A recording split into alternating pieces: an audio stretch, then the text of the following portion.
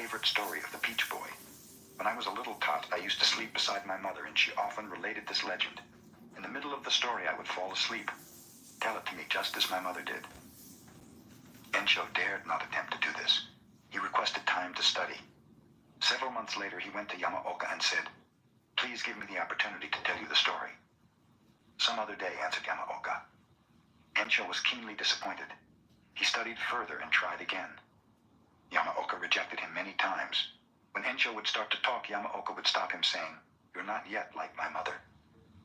It took Ensho 5 years to be able to tell Yamaoka the legend as his mother had told it to him. In this way, Yamaoka imparted Zen to Ensho.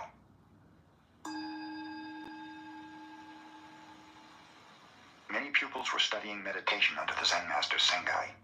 One of them used to arise at night, climb over the temple wall, and go to town on a pleasure jaunt. Sengai, inspecting the dormitory quarters, found this pupil missing one night and also discovered the high stool he had used to scale the wall. Sengai removed the stool and stood there in its place. When the wanderer returned, not knowing that Sengai was the stool, he put his feet on the master's head and jumped down into the grounds. Discovering what he had done, he was aghast. Sengai said, "It is very chilly in the early morning. Do be careful not to catch cold yourself." The pupil never went out at night again.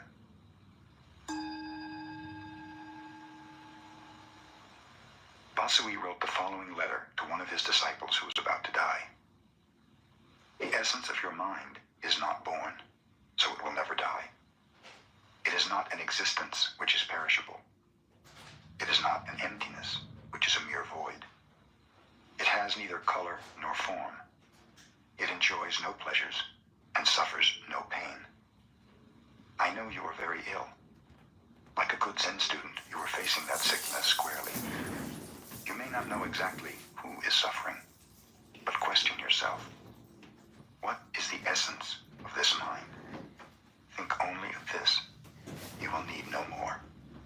Covet nothing. Your end, which is endless, is as a snowflake dissolving in the pure air."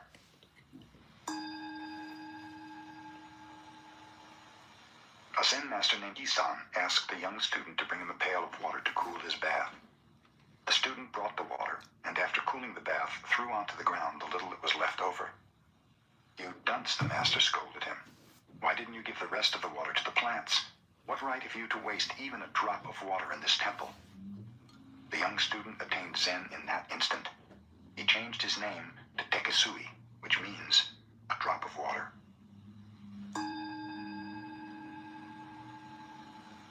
Tosui was the Zen master who left the formalism of temples to live under a bridge with beggars. When he was getting very old, a friend helped him to earn his living without begging. He showed Tosui how to collect rice and manufacture vinegar from it, and Tosui did this until he passed away.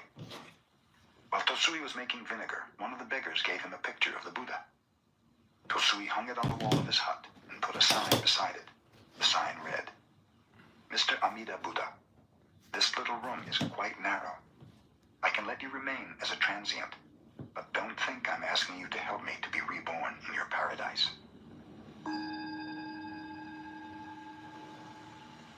Shoichi was a one-eyed teacher of Zen, sparkling with enlightenment. He taught his disciples in Tofuku Temple. Day and night, the whole temple stood in silence. There was no sound at all. Even the reciting of sutras was abolished by the teacher. His pupils had nothing to do but meditate. When the master passed away, an old neighbor heard the ringing of bells and the recitation of sutras.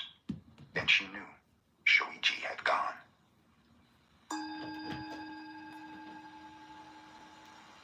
Buddha said, "I consider the positions of kings and rulers as that of dust motes.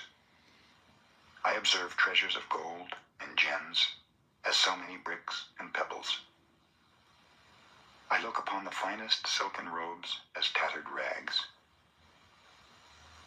I see myriad worlds of the universe as small seeds of fruit, and the greatest lake in India as a drop of oil on my foot. I perceive the teachings of the world to be the illusion of magicians. I discern the highest conception of emancipation as a golden brocade in a dream, and view the holy path of the illuminated ones